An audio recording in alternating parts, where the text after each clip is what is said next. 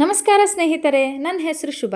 ಇವತ್ತು ನಮ್ಮ ಚಾನಲ್ನಲ್ಲಿ ಭಾರತದ ಅತಿ ದೊಡ್ಡ ಇ-ಕಾಮರ್ಸ್ ಬಿಸ್ನೆಸ್ ಸ್ಟಾರ್ಟಪ್ ಮೀಶೋದ IPO ಬಗ್ಗೆ ತಿಳ್ಕೊಳ್ಳೋಣ ಬನ್ನಿ. ಮೀಶೋ IPO ಯಾವಾಗ ಬರ್ತದೆ, ಕಂಪನಿ ಗ್ರೋತ್ ಯಾವ ಥರ ಇದೆ, ನಾವು ಇನ್ವೆಸ್ಟ್ ಮಾಡ್ಬೋದಾ, ಇವೆಲ್ಲವನ್ನು ಸಿಂಪಲ್ ಆಗಿ ಕನ್ನಡದಲ್ಲಿ ನಮ್ಮ ಚಾನಲ್ನಲ್ಲಿ ತಿಳಿಸ್ಕೊಡ್ತೀವಿ. ವಿಡಿಯೋನ ಕೊನೆ ತನಕ ಮಿಸ್ ಮಾಡದೆ ನೋಡಿ. ಇನ್ನು ಈ ಮೀಶೋ ಕಂಪನಿ ಬಗ್ಗೆ ಹೇಳಬೇಕಂದ್ರೆ, ಈ ಕಂಪನಿ 2015 ಬೆಂಗಳೂರಿನಲ್ಲಿ ಸ್ಟಾರ್ಟಪ್ ಆದಂತಹ ಕಂಪನಿ. ಈ ಕಂಪನಿ ಮೇನ್ ಆಗಿ ಇ-ಕಾಮರ್ಸ್ ಪ್ಲಾಟ್ಫಾರ್ಮ್ ಆಗಿ ಕಾರ್ಯನಿರ್ವಹಿಸ್ತಿದೆ. ವಿಶೇಷವಾಗಿ tyre 2, tyre 3 cities, small sellers, resellers ಮೇಲೆ ಫೋಕಸ್ ಇಟ್ಕೊಂಡು ಬೆಳೆದಂತಹ ಕಂಪನಿ ಇದು.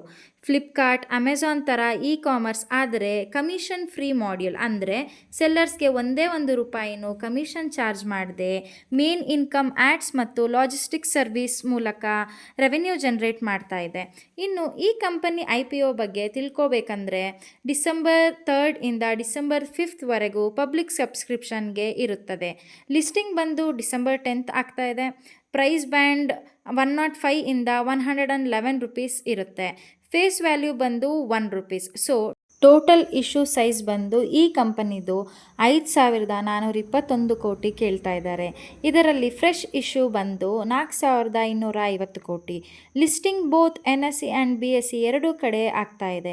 ಇನ್ನು ಈ ಕಂಪನಿ ಯಾಕೆ ಇಷ್ಟೊಂದು ಕ್ಯಾಪಿಟಲ್ ಅಕ್ವೈರ್ ಮಾಡ್ತಾ ಇದೆ ಪಬ್ಲಿಕ್ಕಿಂದ ಅಂತ ಅಂದರೆ, ಕ್ಲೌಡ್ದು ಇನ್ಫ್ರಾಸ್ಟ್ರಕ್ಚರ್ ಮತ್ತು ಟೆಕ್ನಾಲಜಿ ಅಪ್ಗ್ರೇಡ್ಗೋಸ್ಕರ, ಮತ್ತು ಆರ್ಡರ್ ವ್ಯಾಲ್ಯೂಮ್ ಹ್ಯಾಂಡಲ್ ಮಾಡೋದಕ್ಕೆ, ವೆಬ್ಸೈಟ್ ಆ್ಯಪ್ ಪರ್ಫಾರ್ಮೆನ್ಸ್ ಇಂಪ್ರೂವ್ ಮಾಡೋದಕ್ಕೆ ಕಂಪನಿ ಕ್ಯಾಪಿಟಲ್ನ ಅಕ್ವೈರ್ ಮಾಡ್ತಾ ಇದೆ.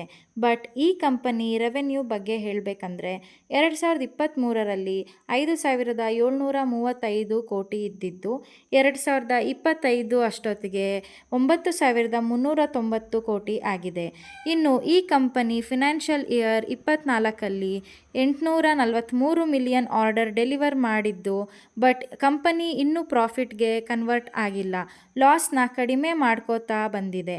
ಇನ್ನು ಈ IPO ಮೇಲೆ ಇನ್ವೆಸ್ಟ್ ಮಾಡೋದು ನಿಮ್ಮ ರಿಸ್ಕ್ ಟೇಕಿಂಗ್ ಅಪಿಟೈಟ್ ಮೇಲೆ ಬಿಟ್ಟಿದ್ದು ಅಂತ ಹೇಳ್ತಾ, ನಿಮಗೆ ಈ ಇನ್ಫಾರ್ಮೇಷನ್ ಇಷ್ಟ ಆಗಿದ್ರೆ ವಿಡಿಯೋನ ಲೈಕ್ ಮಾಡಿ, ನಮ್ಮ ಚಾನಲ್ನ ಶೇರ್ ಮಾಡಿ, ಮತ್ತು ಇನ್ನು ಮುಂದೆ IPO updates, financial knowledge and investment recommendation ಕನ್ನಡದಲ್ಲಿ ಸಿಗ್ತಾ ಇರುತ್ತೆ.